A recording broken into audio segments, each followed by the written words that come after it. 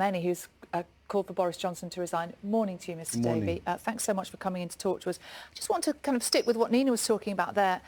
Cost of living crisis, there's a war in Ukraine. Is this really the moment for people to be calling for Boris Johnson to resign?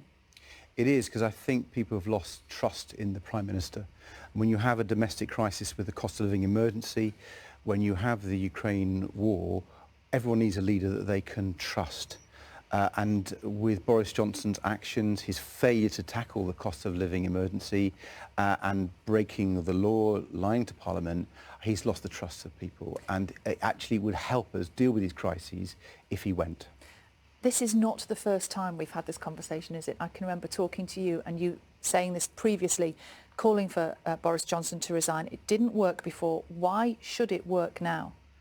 Well, if he had any decency, now he's the first Prime Minister in history, in the whole history of our great country, to have been found to have broken the law. If he had decency, he would go.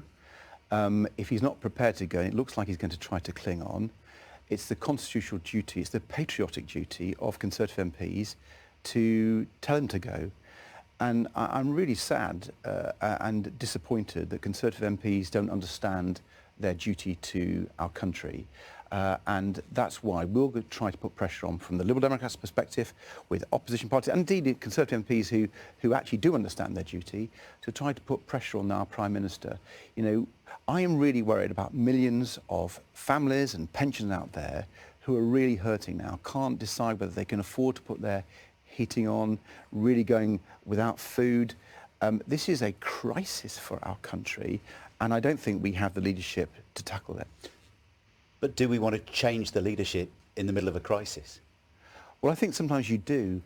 I've made the point about needing to have trust in leadership. Sure, but I was imagining, if Boris Johnson, I said to Rachel Reeves an hour ago from Labour, if we lost our Prime Minister and Chancellor over this at the same time, in the middle of all the kind of economic chaos and the geopolitics that's going on at the moment, what then? Where does that leave us as a country? Well, let's take Ukraine to start off with. Let's remember there's cross-party support for supporting President Zelensky and the Ukrainian army with military support. Boris Johnson hasn't had to argue for that. Everyone in Parliament has backed that, and we still do. In fact, Liberal Democrats would like him to go further. But on other aspects of Ukraine, the Prime Minister has been weak.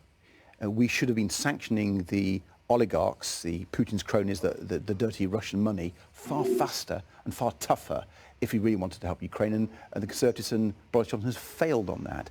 And then I think of Ukrainian refugees. I went out to the border between Poland and Ukraine a few weeks ago, and I spoke with an interpreter to about 20 refugee families. It's women, it's mothers and grandmothers with kids. They're traumatized, they're exhausted. And many other countries in Europe have said, you don't need visas, come to our country and we'll look after you. It's only Boris Johnson, Priti Patel and the Conservatives are putting paperwork in the way of helping mothers and children. I think that's a disgrace, actually. So I think new leadership could be true to the compassion and generosity of the British people who want to help those refugees. But imagine right now a Tory leadership contest, a vacancy in the top 2 jobs in the country. Is that really what the country wants? If we want to improve the help to millions of people, I think it would be good for that. Would it really be the instability that would follow? Well, let me give you an example. During the Second World War in 1940, we had Hitler and Nazi troops facing our country. We were in a crisis and it was us up against the wall, and Parliament then decided they needed new leadership. And they put a vote of no confidence in Neville Chamberlain, and they brought in Winston Churchill because he was a better leader for our country in that crisis. That was the gravest of crises our country has faced over the last 200 years, and MPs and Parliament decided we should change leadership. I think we should change leadership now. I think it's actually urgent that we do. Having a lawbreaker, someone who did a criminal offence, who has lied to Parliament, not just on this, on so many other things.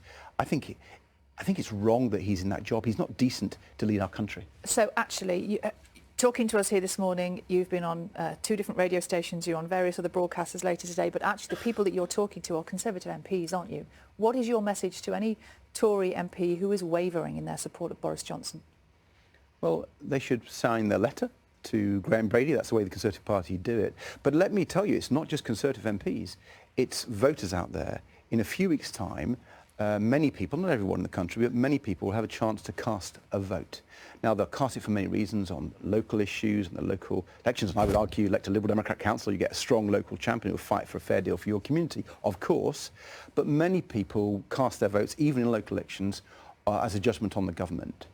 And I think there are lifelong Conservatives out there who are fed up of this. When we were campaigning recently for Christmas, during Partygate in North Shropshire, a seat the Conservatives had held for 200 years, we had lifelong Conservatives saying to us, they'll never vote Conservatives again. And they were actually saying that even before Partygate broke. They were saying that about the failure in the NHS. They were really worried about long waiting times for ambulances.